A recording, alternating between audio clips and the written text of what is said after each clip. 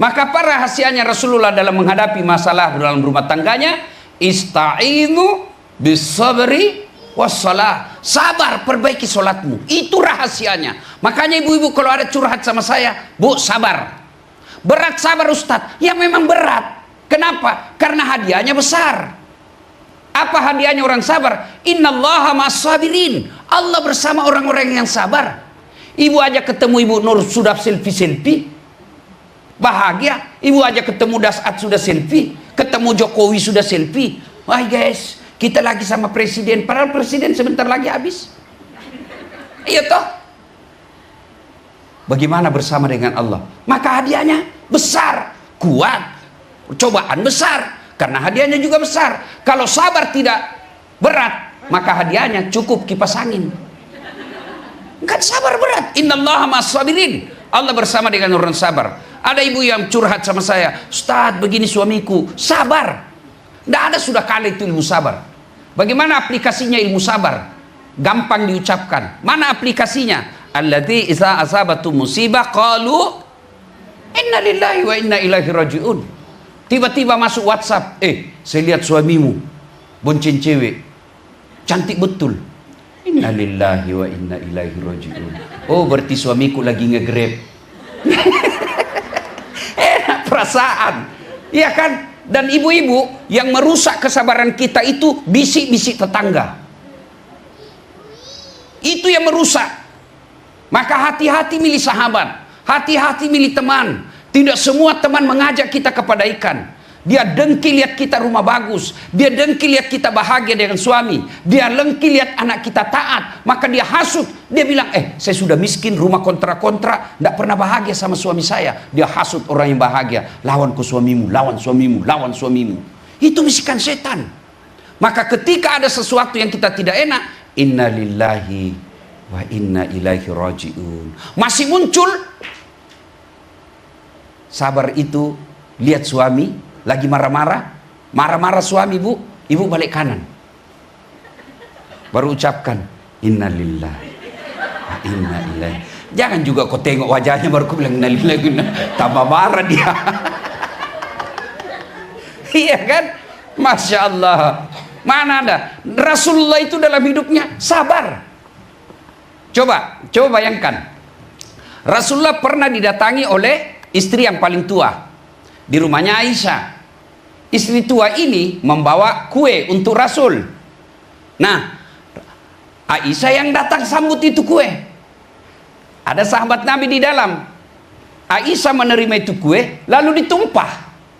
Cemburu kan? Jadi cemburu itu perempuan bukan soal dia istri ulama atau istri Nabi aja cemburu.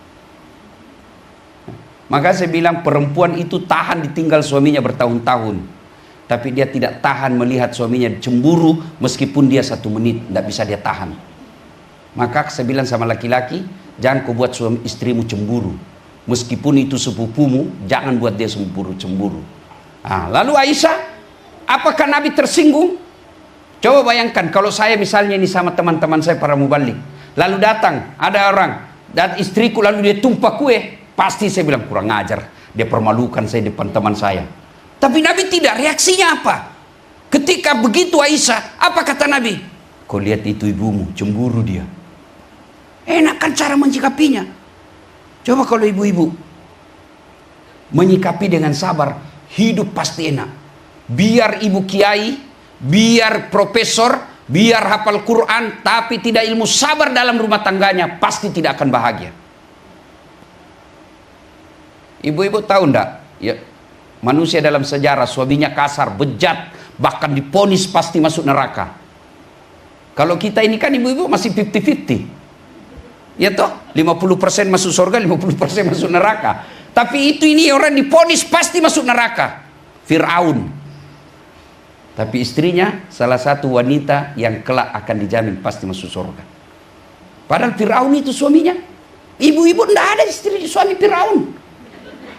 Iya toh, sejahat-jahatnya suami ibu, tidak mungkin ibu tega katakan kau Fir'aun.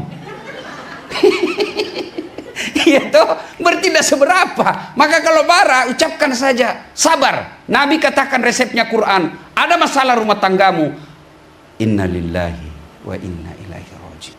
Kenapa zikir ibu-ibu tidak mempan? Coba lihat ibu majelis taklim, hafal itu Asmaul Husna. Ibu-ibu dia hafal itu majelis taklim, dia hafal itu Asmaul Husna. Pakai tetap aja penggosip. Iya toh, kalau kumpul begini itu dia masih gosip. Dia tidak ngomong tapi mukanya sinis. Ada temuannya orang dia lihat dari kepala sampai di kaki. Orang duduk dia sinis. Padahal hafal Asmaul Husna itu. Kenapa? Karena dia tidak sampai di dada, tidak sampai di hati menghafalnya. Dia hanya tampil untuk Asmaul Husna, bukan untuk di rumahnya. Coba kalau ibu hafal Asmaul Husna, di samping suami ibu, suami baring-baring capek, ibu lalu Asmaul Husna, senang itu suami. Ya Allah, ya Rahman. Pasti suami alhamdulillah dalam hatinya, tidak sia-sia saya cari nafkah. Istri saya baik, hafal Asmaul Husna. Suami marah, ibu istighfar. Atau kalau perlu seperti saya amalkan. Kalau istriku marah, saya peluk. Lalu saya bilang, insaflah wahai manusia, bila dirimu bernoda. Mulai senyum-senyum itu. Masih marah juga, aku peluk lagi. Bila kamu di sisiku. Itu aplikasi sabar. Coba kalau dia marah, kita juga marah, meledak.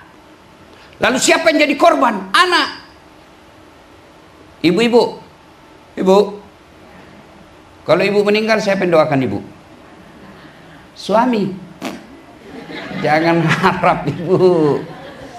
Teman, coba lihat di WhatsApp. Coba lihat itu grup WhatsApp. Jangankan baca doa, ketik doa saja malas teman kita. Apa dikirim stiker? Innalillahi wa inna ilaihi Al-Fatihah. Enggak juga dia baca. Siapa doakan kita? Anak. Tapi kalau dia lihat ibu bapaknya selalu bertengkar, pasti susah menjadi anak yang baik. Maka istri yang baik, kalau suami ngomel, kita diam. Selesai dia ngomel, kalau ibu mau lanjutkan, saya lagi pak ya. Nah, ini diskusi itu namanya, bukan ngomel. Nah, sabar. Yang kedua, sholat. Ibu ingat tak kisahnya Rasulullah waktu wafat? Ya kan? Ketika Rasulullah wafat, itu kan Allah perintahkan, Jibril, kau turun, jemput kekasihku Muhammad. Waktu itu hari Senin. Tanggalnya tanggal 12, bulannya Rabiul Awal. Subhanallah, Nabi lahir dan wafatnya sama. Sama-sama hari Senin, sama-sama bulan Rabiul Awal, sama tanggal 12. Jadi, kalau ada ibu di sini yang lahir di bulan 9 atau bulan 10, hati-hati. Biasanya kelahiran dan kematian itu berdekatan. Coba ibu lihat-lihat orang meninggal. Biasa dekat-dekat itu dengan kelahirannya. Nabi pas. Jadi kalau ada yang lahir tanggal 1 Oktober, hati-hati bu. Nah, Allah perintahkan Jibril, kau turun jemput kekasihku Muhammad. Bawa kau 3 malaikat, Israil, Israfil, Mikail. Dengan catatan, tanya dulu. Kalau dia mau dijemput, ambil nyawanya. Kalau tidak, tunda sampai mau. Allah Karim. Turun Nabi, malaikat Jibril. Langit ke-7 masih ber-4. Sampai di langit ke-6, malaikat Jibril berkata, Jibril, kata Jibril, wahai malaikat pencabut nyawa, Israil, saya kan tidak bertugas hari ini. Hanya kau yang bertugas cabut nyawa, kau turun. Kata malaikat pencabut nyawa, tapi kamu kan circle-nya. Kamu kan yang selalu bertemu selama ini. Saya tidak mau deh, kau turun aja. Kalau bahasa kita, turun 3 malaikat. Begitu sampai depan rumah Nabi, ketuk rumahnya Nabi. Assalamualaikum warahmatullahi wabarakatuh. Fatimah buka. Pak, tidak ada orang. Kata Nabi, sudah ada di sampingku. Lalu berkata malaikat pencabut nyawa, ya Muhammad, hari ini saya diperintah cabut nyawamu. Kalau kamu mau, menurutmu bagaimana? Ibu-ibu kira-kira kalau ditanya dulu, Saya yakin 1999 tidak ada yang jawab siap. Pasti dibilang tunggu dulu. Nabi, apa jawab Nabi? Hari ini saya siap. Cuma mana ini malaikat Jibril? Ada saya mau tanyakan dulu. Jibril menunggu di atas. Panggil dulu. Datang malaikat Jibril. Ya Jibril, kalau hari ini saya harus menghadap kepadamu, tolong kasih saya berita gembira. Kata Jibril, ya Muhammad, seluruh malaikat yang pernah Allah ciptakan sudah antri menunggu rohmu. Oh, alhamdulillah. Apalagi Jibril, ya Muhammad, meskipun engkau nabi paling terakhir, haram seluruh nabi dari Adam sampai Isa masuk surga sebelum engkau lebih dulu masuk surga. Alhamdulillah. Apalagi Jibril, ya Muhammad, kalau ada dosa dan kesalahan yang pernah kulakukan, Allah telah memberikan ampunan. Alhamdulillah. Jibril, tapi itu kan saya tidak cemas soal diriku Jibril, yang kucemaskan umatku. Bagaimana Fatimah, majelis taklim Fatimah As-Zahra? Bagaimana mereka kasihan? Beliau tidak katakan bagaimana Hasan Hussein, bagaimana Aisyah, tidak. Bagaimana Fatimah, tidak. Tidak satu pun keluarganya dicemaskan. Tapi apa kata Nabi? Itu untuk saya, tapi saya cemaskan. Bagaimana umatku ya Jibril? Jibril berkata, ya Muhammad, tunggu dulu. Ini hak prerogatif Allah. Saya naik dulu. Naik, malaikat Jibril turun lagi, mendapat laporan dari Allah. Ya Muhammad, saya dapat informasi dari Allah. Meskipun engkau sudah tidak di tengah-tengah umatmu, meskipun engkau sudah tidak di Jakarta, selama umatmu berpegang kepada Quran, Sunnah, jangan cemas. Mereka akan selamat dunia sampai akhirat. Nabi tersenyum, lalu Nabi berkata, saya siap. Ada 3 pesan Nabi. Dengar baik-baik. 1, kata Nabi, jaga solat kalian. Jaga solat kalian. Nabi tidak katakan jaga warisanku. Jaga solat kalian. Ini yang penekanan kita bagi ibu-ibu. Kenapa Nabi selalu mengingatkan jaga solat kalian? Bahkan beberapa hadis dijelaskan perempuan kalau mau gampang masuk surga, salah satu diantaranya dia solat. Beberapa hadis juga menjelaskan salah satu sebab perempuan gagal masuk surga karena menganggap enteng solat. Dan itu saya lihat dalam kehidupan saya sehari-hari. Kapan perempuan banyak tidak solat? 1, kalau ada pesta pengantin. Make up. Apa dilarang make up? Tidak. Ibu make up supaya suami tidak malu dan suami bangga di samping. Itu pahala, bahkan ibadah. Apa ibu berdosa kalau pakai jilbab yang kelilitan-kelilitan itu? Yang selalu saya istilahkan jilbab sakaratil maut. Saya tadi malam ceramah di Malaysia. Itu jilbabnya ibu-ibu Malaysia, gampang sekali dia pakai. Kain segitiga, kasih peniti 1, selesai. Coba kita di Indonesia. Oh, ada kainnya dulu itu 2 meter, dia ikat-ikat dulu. Dia ikat di lehernya. Kainnya 3 lapis di sini. Ada kuning, biru, dikasih miring lagi sedikit. Ada kembang-kembangnya di sini. Ada juga di atas sini. Nah, karena sudah diikat lehernya susah dia balik. Begini dia balik. Tiba waktu sholat, suaminya bilang, Bu, kau pergi sholat, saya jualkan kau sawah itu kopi haji. Kau sadar Pak? Saya sadar, ini sayang, saya suruh kopi sholat. Kau ndak lihat ini mikapku? Ini jilbab susah dipakai. Gara-gara jilbab dia tidak sholat. Dan kita ketawa karena mungkin kita pernah mengalami. Iya kan? Jangan marah ibu ya, jangan marah ya. Ibu kalau marah juga ndak apa-apa, saya sudah mau pulang Makassar nanti. Kapan lagi perempuan banyak ndak sholat? Selesai haid, paham keliru. Katanya Ustadz, kalau selesai haid, subuh baru mulai. Sekalinya subuh kesiangan.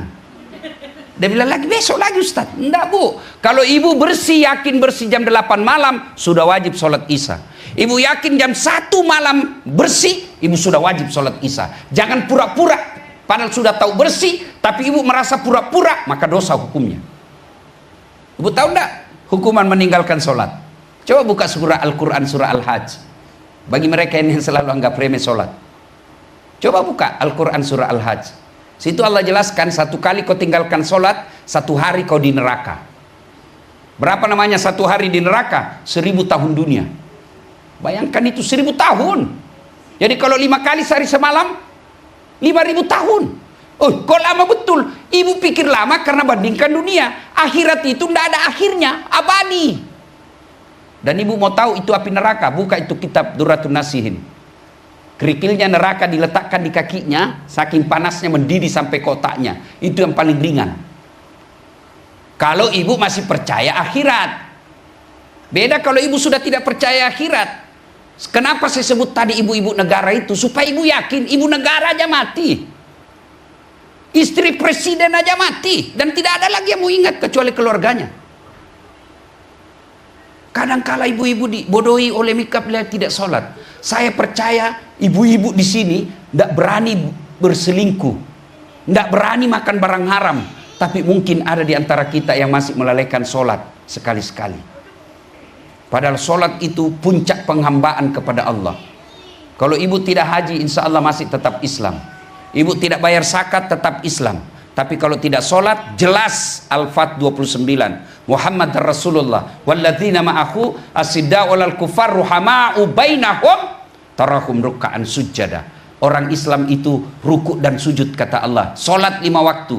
Kalau dia tidak sholat, kata Nabi, dia kafir di hadapan Allah. Bahkan Imam Syafi'i menghukumi orang yang tidak sholat, jangan kau sholati ketika dia mati.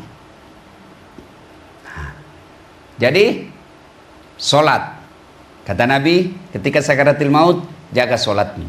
Yang kedua, dengar baik-baik, apalagi pesan Nabi, jaga perempuan di antara kalian. Nabi istimewakan lagi tuh perempuan. Nabi tidak bilang jaga suamimu. Ibu tahu enggak istimewanya itu perempuan Islam? Ibu sebelum diadili di akhirat, ada 4 laki-laki yang lindungi ibu. Sebelum ibu dipanggil, 4 laki-laki di depan ditanya, mana bapaknya? Kok bisa anaknya begitu? Bapak dulu. Mana suaminya? Suaminya ibu. Mana anak laki-lakinya? Mana saudara laki-lakinya? 4 laki-laki lindungi ibu. Kami laki-laki langsung dorong masuk. Yang ketawa saya suruh sini. Dan hebatnya itu perempuan Islam, dia tidak tanggung dosanya suaminya. Andai saja Islam itu tanggung dosa suami, istrinya Fir'aun tidak masuk surga. Kenapa? Suaminya mengaku Tuhan. Tapi tidak. Itu hebatnya perempuan Islam. Suamimu pesina, suamimu nyembah berhala, pemabuk dan lain sebagainya. Tapi ibu menjadi wanita soleha. Kata Nabi, tadahulul jannati bisalam. Silahkan kau masuk surga dari pintu yang mana kau suka. Kau silahkan pilih di pintu. Dan hanya beda kami laki-laki. Ditanggung ibu dunia akhirat. Saya meskipun ustadz, tapi istri saya tidak sholat, dicari. Mana ini suaminya ini? Saya ustadz, penceramah, tapi istri saya tukang gosip. Kenapa begini istrimu? Kau kemari ceramah, kenapa istrimu begini? Saya penceramah, tapi istri saya tidak bayar utang puasanya. Kenapa itu istrimu tidak bayar utang puasanya?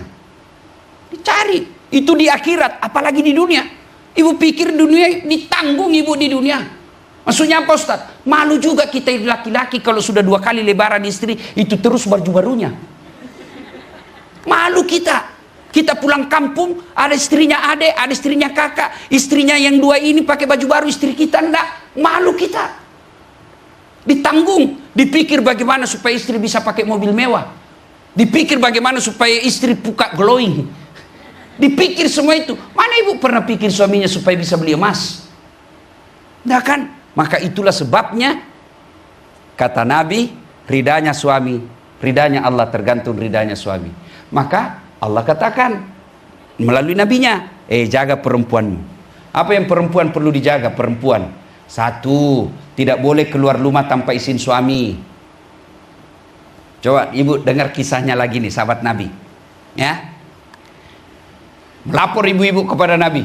Ya Rasulullah, keterlaluan itu tetanggaku. Kenapa? Masa ibunya dari sakit sakaratil maut sampai dimakamkan. 3 kali saya datang panggil ya Rasul, dia tidak datang-datang. Woi, kok bisa itu anak? Ya Rasul, katanya suaminya pergi cari nafkah. Dipesan sama suaminya, jangan kau keluar rumah sebelum saya pulang. Sakit ibunya, datang tetangganya panggil, ibumu sakit, kopi. Saya mau sekali pergi lihat, tapi saya dipesan suami, tidak boleh pulang, tidak boleh keluar sebelum saya pulang. Sakaratil maut, datang lagi, mamamu sudah mau mati. Kau datang dirinya, tidak bisa, suami saya belum pulang. Datang lagi, terakhir kasihan kopi lihat mamamu mau dikuburkan. Suami saya belum pulang. dengar ini, apa Nabi marah? Dengar ibu. Kata Nabi, alhamdulillah diampuni ibu yang meninggal karena punya anak yang taat terhadap perintah suaminya. Jangan lagi ibu-ibu marah ya. Kenapa saya bahas ini? Karena pesertanya ibu-ibu. Untuk apa bapak-bapak saya SMS kalau tidak ada di sini? Iya kan? Makanya lain kali kalau pengajian perlu juga bikin pengajian khusus bapak-bapak. Tapi bapak-bapak tenang ibu. Metodenya itu saya lihat ibu-ibu kalau dia nasihati suaminya, dia baring-baring baru dia putar ceramahnya dasar. Kau lihat itu suami yang baik. Dia putar juga suaminya, ini istri yang baik.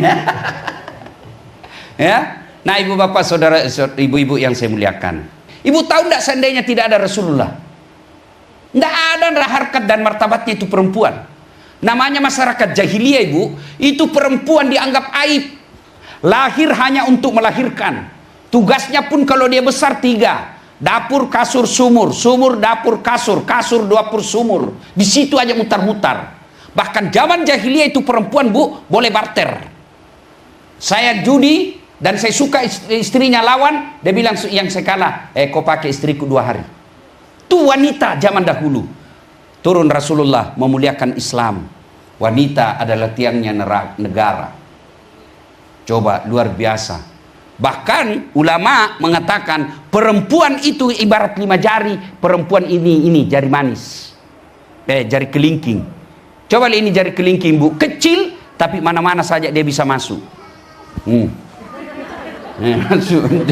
Itu perempuan itu lemah tapi bisa menghancurkan satu kepala negara. Nah ibu-ibu yang saya muliakan, Maulid ini adalah wujud kecintaan kepada Rasul. Yang kedua, kalau mencintai Rasul, bagaimana cara mencintai Rasul? Banyak berselawat. Ibu-ibu, kalau mau suami dilindungi oleh orang-orang jahat, salawati terus. Suami pergi bayangkan wajahnya, salawati. Atau kalau bisa ibu dia tidur, salawati ubun-ubunnya. Tidur, ibu salawati misalnya, Allahumma shalli. Dia bangun, apa? Saya salawati kau sayang. Kenapa? Supaya Allah lindungi kamu. Nah, ada ibu mau beli, salawati. Sudah salawati dekat-dekat sama ibu haji. Mudah-mudahan berkahnya turun, ibu haji kasih ceper. Itu tidak bisa juga berdoa saja baru tidak ada usaha ndak. Ya, salawat saja. Masya Allah. Yang ketiga, kalau cinta kepada Rasul setelah berselawat, apalagi? Ibu-ibu, amalkan sunnah-sunnahnya. Tidak usah yang berat-berat. Ibu-ibu, saya anjurkan mulai besok tiada hari tanpa sholat duha. Ibu mau tidak bantu suami cari nafkah? Mau tidak ibu? Mau toh? Siapa yang menentukan nafkah? Apa pekerjaan? Tidak. Kalau pekerjaan menentukan rezeki, maka semua orang yang sama kerjanya mestinya sama kekayaannya. Tapi tidak, sama pekerjaan ada yang bangkrut, ada yang kaya. Dan percaya lagi Allah yang ngatur rezeki. Ibu tahu cicak? Ibu-ibu tahu cicak?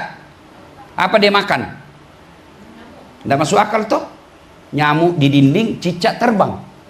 Di mana? Tidak punya bandara. Di mana mau ketemu? Tapi Allah Karim, cicak di dinding, nyamuk yang terbang. Ya kan?